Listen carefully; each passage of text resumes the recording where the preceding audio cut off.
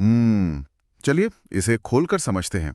आज की हमारी इस चर्चा में ना हम इतिहास के एक ऐसे अध्याय की गहराई में उतरने वाले हैं जो अक्सर मौर्यों या फिर गुप्तों की चकाचौंध में थोड़ा छिप सा जाता है। बिल्कुल। और ये बहुत दुर्भाग्यपूर्ण है। क्योंकि असल में ये कहानी किसी ब्लॉकबस्टर थ्रिलर से कम नहीं है। हमारे आज के स्रोत काफी विविध हैं। हमने सिविल सेवा परीक्षाओं के विस्तृत और विश्लेषणात्मक नोट्स खंगाले हैं और सातवाहन व्यापार और वाणिज्य पर लिखा गया एक बहुत ही गहन अकादमिक रिसर्च पेपर पढ़ा है। और साथ ही हमने कुछ बेहतरीन ऐतिहासिक वीडियो ट्रांसक्रिप्ट्स का भी सहारा लिया है ताकि तस्वीर पूरी तरह साफ हो सके। एकदम सही। और आज हमारा मिशन केवल कुछ पुरानी तारीखें या राजाओं के नाम रटना बिल्कुल नहीं है। हमारा उद्देश्य यह समझना है कि कैसे एक राजवंश ने, जिसे हम सातवाहन वंश कहते हैं, लगभग 300 सालों तक दक्कन पर राज किया। मतलब कैसे उन्होंने रोम से लेकर दक्षिण पूर्व एशिया तक अपने व्यापार का एक ऐसा जाल बिछाया जिसने उन्हें बेतहाशा अमीर बना दिया। और कैसे उन्होंने एक ऐसे समाज की रचना की जो अपने समय से कई मायनों में बहुत आगे था। बिल्कुल। सातवाहन का शाब्दिक अर्थ ही अपने आप में बहुत राजसी है। सिंह है वाहन जिसका। और सच में ना, इनका शासन भी किसी सिंह की तरह ही विशाल था। 3 शताब्दियों तक टिके रहना कोई मजाक नहीं है। वो भी तब जब आपकी सीमाएं 3 अलग अलग समुद्रों को छूती हों, अरब सागर, बंगाल की खाड़ी और हिंद महासागर। देखिए, इस विशाल साम्राज्य के इतने लंबे समय तक टिके रहने के पीछे जो सबसे बड़ा कारण था वो इनका भूगोल था। हमारे पास जो सिविल सेवा के नोट्स हैं ना, वो बहुत स्पष्ट रूप से दक्कन के इस भौगोलिक फायदे को रेखांकित करते हैं। वो कैसे? मतलब भूगोल ने उन्हें अब कैसे फायदा पहुंचाया? आप इसे ऐसे देखिए। उत्तर में विंध्य पर्वत और नर्मदा नदी ने सातवाहनों के लिए एक प्राकृतिक किले का काम किया। ये कोई ऐसी सीमा नहीं थी जिसे कोई भी सेना आसानी से पार कर ले। हाँ, प्राकृतिक सुरक्षा मिल गई उन्हें उत्तर से। एकदम। और इसके ठीक नीचे कृष्णा और गोदावरी जैसी नदियों की घाटियों ने उन्हें वो उपजाऊ जमीन दी जो किसी भी बड़े साम्राज्य का पेट भरने के लिए बहुत जरूरी होती है। लेकिन जो चीज उन्हें वाकई एक सुपर पावर बनाती थी वो थी उनकी लंबी तटरेखा। पश्चिमी और पूर्वी दोनों तटों पर। बिल्कुल। पश्चिमी और पूर्वी दोनों तटों पर उनका नियंत्रण था, जिसने उन्हें वैश्विक समुद्री व्यापार का बेताज बादशाह बना दिया। तो हम कह सकते हैं कि दक्कन का ये पठार सिर्फ रहने की जगह नहीं था, ये उनके 300 साल लंबे शासन का एक रणनीतिक लॉन्च पैड था। ये रणनीतिक लॉन्च पैड उन्हें मिला कैसे? मैं ये सोच रहा था क्योंकि अगर हम समय में थोड़ा पीछे जाएं तो मौर्य साम्राज्य के पतन के बाद पूरे भारतीय उपमहाद्वीप में एक बहुत बड़ा पावर वैक्यूम पैदा हो गया था। हाँ, एक सत्ता का शून्य बन गया था। वही।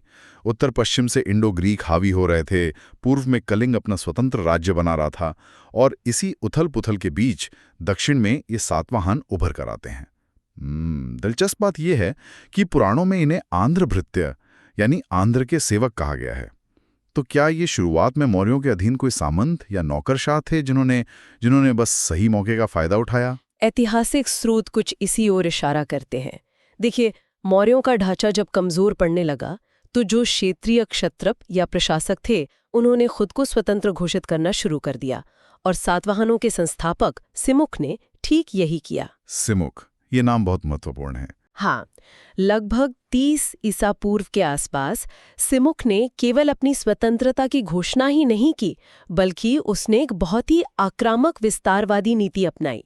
उसने उत्तर की ओर कूच किया और काण्व तथा शुंग वंश के बचे हुए शासकों को उखाड़ फेंका। ये तो बहुत बड़ी बात है। मतलब सोचिए, एक नया राजवंश जो दक्षिण से उठकर मध्य प्रदेश के विदिशा तक अपना परचम लहरा रहा है। बिल्कुल। ये स्पष्ट संकेत था कि सातवाहन सिर्फ एक क्षेत्रीय शक्ति बनकर संतुष्ट होने वाले नहीं थे, उनकी नजरें बहुत आगे तक थीं। और इस महत्वाकांक्षा को अगले स्तर पर ले गए सातकर्णी प्रथम। सिमुक के बाद जब वो सत्ता में आए तो उन्होंने प्रतिष्ठानपति और दक्षिणापथपति जैसी भारी भरकम उपाधियां धारण की। प्रतिष्ठान, जो कि आज का पैठण है, और दक्षिणापथपति का सीधा मतलब था कि पूरे दक्षिण भारत के व्यापारिक मार्गों और क्षेत्रों का वो अकेला स्वामी है। और सबसे मजे की बात यह है कि ये सिर्फ खोखले दावे नहीं थे। बिल्कुल नहीं। हमारे स्रोतों में एक बहुत ही अद्भुत पुरातात्विक प्रमाण का जिक्र है, रानी नागनिका का नानेघाट शिलालेख। हाँ, ये पश्चिमी घाट के दर्रे वाला शिलालेख ना? हाँ, वही। ये शिलालेख महाराष्ट्र के पश्चिमी घाट के एक महत्वपूर्ण व्यापारिक दर्रे में उकेरा गया है। रानी नागनिका, जो सातकर्णी प्रथम की पत्नी थी, इस शिलालेख में बताती हैं कि उनके पति ने अपने राज्य विस्तार को वैधता देने के लिए 2 अश्वमेध यज्ञ और 1 राजसूय यज्ञ किया था। अश्वमेध यज्ञ, वो भी 2 बार? जो लोग इस विषय को गहराई से समझते हैं वे ये बात बहुत अच्छी तरह जानते हैं कि प्राचीन भारत में एक नवोदित राजवंश द्वारा अश्वमेध यज्ञ करना, और वो भी 2 बार, इस बात का खुला ऐलान था कि वे अब किसी के अधीन नहीं हैं, बल्कि वे खुद एक चक्रवर्ती सम्राट बन चुके हैं। लेकिन हर कहानी में एक विलन या कहें एक बड़ा संकट तो आता ही है। सातकर्णी प्रथम के इस स्वर्णिम दौर के बाद एक ऐसा अंधकार युग आया जिसने इस साम्राज्य की नींव हिलाकर रख दी। हाँ, ये बहुत ही मुश्किल दौर था उनके लिए। हमारे स्रोत बताते हैं कि शकों के लगातार आक्रमण और कुषाणों के बढ़ते दबाव के कारण सातवाहनों को बुरी तरह पीछे हटना पड़ा। सच कहूं तो ये अंधकार युग उनके लिए एक अस्तित्व का संकट था। शकों ने सिर्फ उनके क्षेत्रों पर ही कब्जा नहीं किया, बल्कि उन्होंने पश्चिमी तट के सबसे महत्वपूर्ण बंदरगाहों को भी सातवाहनों से छीन लिया। अब बंदरगाह छीनने का मतलब है? साम्राज्य के लिए ये किसी धमनियों के कट जाने जैसा था। हालांकि इस दौरान राजा हाल जैसे कुछ शासकों का जिक्र मिलता है, लेकिन भू राजनीतिक रूप से ये सातवाहनों के सिकुड़ने और संघर्ष करने का दौर था। जब आपके बंदरगाह छिन जाते हैं ना, तो आपका अंतर्राष्ट्रीय व्यापार ठप पड़ जाता है और इसका सीधा असर राज्य के खजाने पर पड़ता है। बिल्कुल, खजाना खाली होने लगता है। और यहाँ बात सच में बहुत दिलचस्प हो जाती है, क्योंकि जब खजाना खाली होता है तो अर्थव्यवस्थाएं अक्सर दम तोड़ देती हैं। सातवाहनों के सामने एक बड़ा संकट था। शकों ने पश्चिमी बंदरगाहों को ब्लॉक कर दिया था, जिसका मतलब था कि रोमन साम्राज्य से जो चांदी आ रही थी वो पूरी तरह से रुक गई थी। चांदी का आना बंद हो गया। हाँ, अब बिना चांदी के व्यापार कैसे हो? तो उन्होंने जो किया वो प्राचीन काल के सबसे बड़े आर्थिक नवाचारों में से एक था। उन्होंने सोने या चांदी के बजाय सीसे के सिक्के चलाए, मतलब लेड के सिक्के। इसके अलावा उन्होंने पुटनी, जो कि तांबे, सीसे और टिन का मिश्रण होता है, तांबे और कांसे की मुद्राएं भी जारी की। जरा सोचिए, सीसा, आज के समय में हम सोच भी नहीं सकते कि कोई सीसे के सिक्कों से लेन देन करेगा। बिल्कुल सही कहा। और इसके पीछे का क्यों समझना बहुत जरूरी है। ये कोई मजबूरी में लिया गया बेतरतीब फैसला नहीं था। ये फियाट करेंसी के सिद्धांत का एक बहुत ही शुरुआती और शानदार उदाहरण है। फिएट करेंसी यानी मुद्रा की अपनी धातु की कोई खास कीमत नहीं है, बल्कि सरकार की गारंटी है। एकदम सही। जब बाहर से कीमती धातुओं का आयात बंद हो गया, तो सातवाहन शासकों ने ये बात बहुत अच्छी तरह समझ ली कि पैसे की कीमत धाती में नहीं, बल्कि राज्य की गारंटी में होती है। उन्होंने दक्कन में स्थानीय रूप से प्रचुर मात्रा में उपलब्ध सीसे का उपयोग किया और अपनी अर्थव्यवस्था को रुकने नहीं दिया। ये तो बहुत ही स्मार्ट मूव था, है ना? ये दिखाता है कि उनका प्रशासनिक और आर्थिक ढांचा कितना मजबूत था कि जनता और व्यापारी सीसे के सिक्कों को भी मूल्यवान मानकर स्वीकार कर रहे थे। और ये आर्थिक वापसी तब एक नाटकीय मोड़ ले लेती है जब हम जोगल थंबी मुद्रा भंडार की कहानी सुनते हैं। स्रोतों के अनुसार महाराष्ट्र के जोगल थंबी से पुरातत्वविदों को सिक्कों का एक बहुत बड़ा ढेर मिला था। हाँ, ये बहुत ही मशहूर खोज है। ये सिक्के मूल रूप से शक शासक नहपान के थे, लेकिन जब महान सातवाहन शासक गौतमीपुत्र सातकर्णी ने नहपान को युद्ध में हराया तो उसने उन चांदी के सिक्कों को पिघलाया नहीं। रुकिए, सुनने वालों के लिए समझना बहुत जरूरी है। उसने अपने दुश्मन के सिक्कों को पिघलाकर नए सिक्के नहीं बनाए, बल्कि उसने उन्हीं सिक्कों के ऊपर अपना नाम दोबारा छपवा दिया, जिसे हम इतिहास में रीस्ट्रक्ट कॉइन्स कहते हैं। हाँ, ये तो अपने दुश्मन को नीचा दिखाने का एक अल्टीमेट फ्लेक्स था। बिल्कुल। आप इसे एक बहुत ही सोची समझी मनोवैज्ञानिक रणनीति के रूप में देखिए। गौतमीपुत्र सातकर्णी जनता और व्यापारियों को एक बहुत स्पष्ट मैसेज दे रही थी। मेरा मतलब है, गौतमीपुत्र सातकर्णी एक स्पष्ट मैसेज दे रहे थे कि शकों का समय खत्म हो चुका है, सातवाहन सत्ता में वापस आ गए हैं और अब अर्थव्यवस्था पर हमारा नियंत्रण है। दुश्मन के चेहरे पर अपनी मोहर लगाना उस जमाने के हिसाब से अपनी शक्ति के पुनरुत्थान का ये सबसे बड़ा उद्घोष था। और जब सत्ता वापस आई तो उन्होंने व्यापार को फिर से उसी ऊंचाई पर पहुंचा दिया। अंतर्राष्ट्रीय व्यापार की बात करें तो हमारे रिसर्च पेपर से पता चलता है कि ये नेटवर्क कितना विशाल था। पश्चिमी तट पर कल्याण, भरूच, जिसे तब भरूक कच्छ कहा जाता था, और सोपारा जैसे बंदरगाह फिर से गुलजार हो गए थे। और वहीं पूर्वी तट पर कृष्णा गोदावरी डेल्टा में घंटासला और मछलीपट्टनम जैसे बंदरगाह पूर्वी दुनिया से व्यापार संभाल रहे थे। अगर हम इस व्यापार के रसद और ढांचे को देखें तो ये आज के किसी भी आधुनिक सप्लाई चेन से कम नहीं था। रोम, पूर्वी अफ्रीका और दक्षिण पूर्व एशिया से जहाज आ रहे थे और भारत से मसाले, सूती कपड़े, रेशम और कीमती पत्थरों का बड़े पैमाने पर निर्यात होता था। रोमन साम्राज्य में भारतीय विलासिता की वस्तुओं की इतनी ज्यादा डिमांड थी कि रोम का सारा सोना खिंचकर दक्कन आ रहा था। और इस समुद्री व्यापार के प्रति उनके जुनून का सबसे बड़ा सबूत हमें राजा यज्ञश्री सातकर्णी के सिक्कों पर मिलता है। हाँ, वो जहाज वाले सिक्के। बिल्कुल, उनके सिक्कों पर 2 मस्तूल वाले जहाज का चित्र उकेरा गया है। किसी राजा का अपनी आधिकारिक मुद्रा पर जहाज छपवाना ये बताता है कि समंदर की लहरें ही उनके साम्राज्य की असली जीवन रेखा थीं। सही बात है। लेकिन इस विशाल व्यापारिक तंत्र को चला कौन रहा था? मेरा मतलब है, राजा खुद तो बंदरगाहों पर व्यापार करने जाते नहीं थे। यहीं पर स्रोतों में एक बहुत ही महत्वपूर्ण संस्था का जिक्र आता है, श्रेणी, या जिसे हम मर्चेंट गिल्ड्स कहते हैं। ये श्रेणियां बहुत ताकतवर थीं। बहुत ज्यादा। श्रोताओं के लिए ये समझना बहुत अहम है कि सातवाहन काल में ये श्रेणियां केवल व्यापारियों का समूह नहीं थी। ये उस समय के आधुनिक कॉरपोरेट घरानों और सेंट्रल बैंकों की तरह काम करती थीं। बैंक की तरह? जी हाँ। ये गिल्ड्स लोगों से पैसा जमा करते थे, उस पर ब्याज देते थे, कारीगरों को लोन देते थे और यहाँ तक कि शाही परिवार भी इनमें अपना पैसा निवेश करते थे। अर्थव्यवस्था की असली रीढ़ यही श्रेणियां थीं, जो व्यापार के नियमों से लेकर बाजार की कीमतों तक सब कुछ तय करती थीं। एकदम सही। अर्थव्यवस्था से आगे बढ़कर अगर हम उनके समाज की बात करें तो वहां भी एक बहुत ही दिलचस्प डायनामिक देखने को मिलता है। हमने गौतमीपुत्र सातकर्णी और वशिष्ठीपुत्र पुलुमावी जैसे नाम सुने। राजा अपने नाम के आगे अपनी मां का नाम लगा रहे हैं। इसे मातृनाम या मेट्रोनॉमिक्स की परंपरा कहते हैं। लेकिन रुकी, अगर समाज पितृसत्तात्मक था और राजपाट हमेशा बेटे को ही मिलता था, तो क्या ये माताओं का नाम लगाना सिर्फ एक प्रतीकात्मक सम्मान था या उनके पास सच में कोई असली ताकत थी? यहाँ जो बात हैरान करती है ना, वो ये है कि ये केवल नाम का दिखावा नहीं था। भले ही उत्तराधिकार पुरुषों के पास था और परिवार का मुखिया, जिसे गृहपति कहा जाता था, वो पुरुष होता था, लेकिन महिलाओं के पास जो आर्थिक और राजनीतिक स्वतंत्रता थी वो उस समय के हिसाब से असाधारण थी। मतलब उनके पास असल में शक्ति थी। नागानिका और गौतमीपुत्र सातकर्णी की विधवा ने अपने नाबालिग बेटों के संरक्षक के रूप में पूरे साम्राज्य का कुशलता से संचालन किया था। वे केवल पीछे बैठकर फैसले नहीं सुनती थीं, वे सक्रिय रूप से राजकाज चला रही थीं। और ये बात सिर्फ राजघरानों तक सीमित नहीं थी। अमरावती और नासिक के शिलालेख इस बात के पक्के सबूत है कि आम महिलाओं के पास भी संपत्ति का अधिकार था। हाँ, ये एक बहुत बड़ा पॉइंट है। वे अपने नाम से स्वतंत्र रूप से जमीनों और पैसों का दान करती थीं, वो भी बिना किसी पुरुष संरक्षक की अनुमति के। यहाँ तक कि वे उन ताकतवर व्यापारिक श्रेणियों में भी निवेश करती थीं जिनकी हमने अभी चर्चा की। इसके साथ ही उनका समाज काफी प्रगतिशील और लचीला भी था।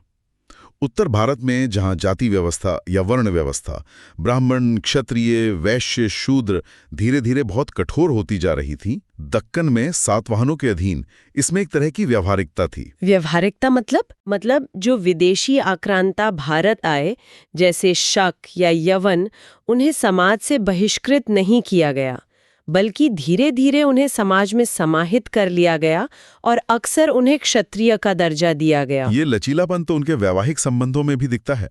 अंतर्जातीय और विदेशियों के साथ विवाह काफी आम थे। स्रोतों के अनुसार 17वें सातवाहन राजा हाल ने एक श्रीलंकाई राजकुमारी लीलावती से विवाह किया था। और तो और जिन शकों के साथ उनकी पीढ़ियों की दुश्मनी थी, राजनैतिक स्थिरता के लिए उन्होंने उनके साथ भी वैवाहिक संबंध बनाए। ये एक ऐसे समाज की निशानी है जो नई चीजों को अपनाने से डरता नहीं था। और शायद यही खुलापन उनकी संस्कृति, साहित्य और कला में भी पूरी तरह से झलकता है। आमतौर पर हम ये मान लेते हैं कि प्राचीन भारत के किसी भी बड़े हिंदू साम्राज्य की राजभाषा संस्कृत ही रही होगी। हाँ, ये एक आम धारणा है। लेकिन सातवाहनों ने एक बहुत ही अलग और साहसिक रास्ता चुना। ये कथ्य मुझे स्रोतों में सबसे ज्यादा आकर्षक लगा। उन्होंने अपनी राजभाषा संस्कृत को नहीं, बल्कि आम लोगों की भाषा प्राकृत को बनाया और लिपि के तौर पर ब्राह्मी का इस्तेमाल किया। ये प्राकृत भाषा और साहित्य का एक तरह से स्वर्ण योग था। और इसका सबसे बड़ा श्रेय उसी राजा हाल को जाता है जिनका हमने अभी जिक्र किया था। बिल्कुल। राजा हाल केवल एक शासक नहीं थे, वे एक उच्च कोटि के कवि थे। उन्होंने प्राकृत भाषा में गाथा सप्तशती नामक एक मुक्तक काव्य की रचना की। सोचिए, एक ताकतवर सम्राट 700 श्लोकों का ऐसा ग्रंथ लिख रहा है जो ग्रामीण जीवन, प्रेम प्रसंगों और आम जनजीवन की भावनाओं से भरा हुआ है। और राजा हाल का दरबार भी कोई आम दरबार नहीं था। वहाँ एक तरफ बृहत कथा के रचयिता गुणांढे जैसे विद्वान थे, तो दूसरी तरफ शर्ववर्मन जैसे संस्कृत के प्रकांड पंडित भी थे, जिन्होंने कातंत्र नामक व्याकरण ग्रंथ लिखा। मतलब राजभाषा प्राकृत होने के बावजूद संस्कृत और अन्य विद्वानों का पूरा सम्मान किया जाता था। बिल्कुल। इस बौद्धिक खुलेपन के साथ साथ जो एक और बड़ा विरोधाभास हमें इनके शासनकाल में दिखता है, वो है उनकी धार्मिक सहिष्णुता। सातवाहन राजा खुद कट्टर ब्राह्मणवादी थे।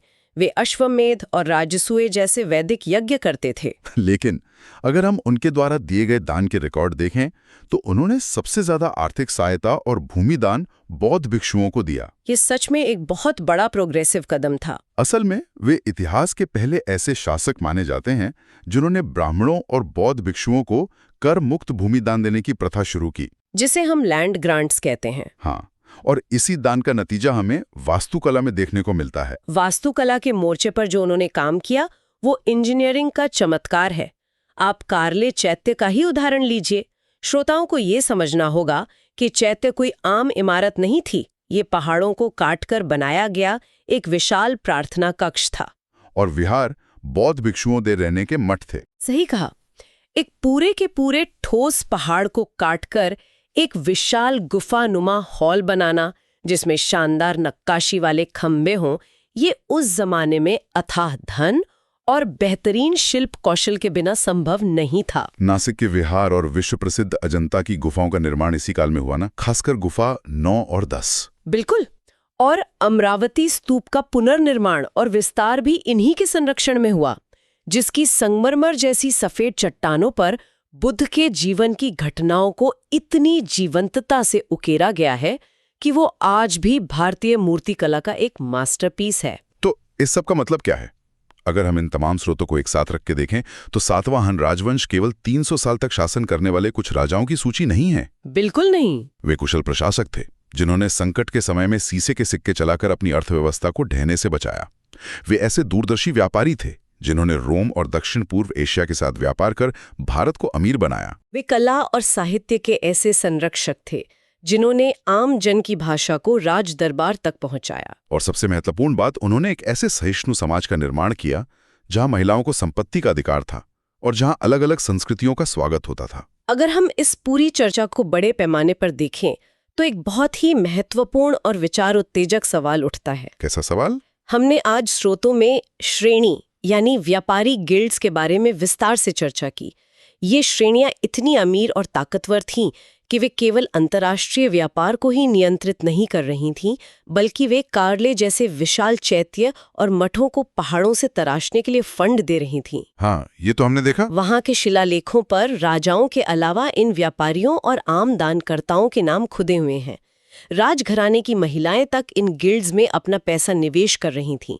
सोचने वाली बात यह है कि क्या सातवाहन साम्राज्य की वो बेतहाशा ताकत और स्थिरता वास्तव में केवल सिंहासन पर बैठे उन राजा रानियों के हाथ में थी, या फिर असली सत्ता के सूत्र इन प्राचीन कॉरपोरेट घरानों और गिल्ड्स के हाथ में थे, जो रोमन साम्राज्य से लेकर पूरे हिंद महासागर के व्यापार के तार अपनी उंगलियों से खींच रहे थे।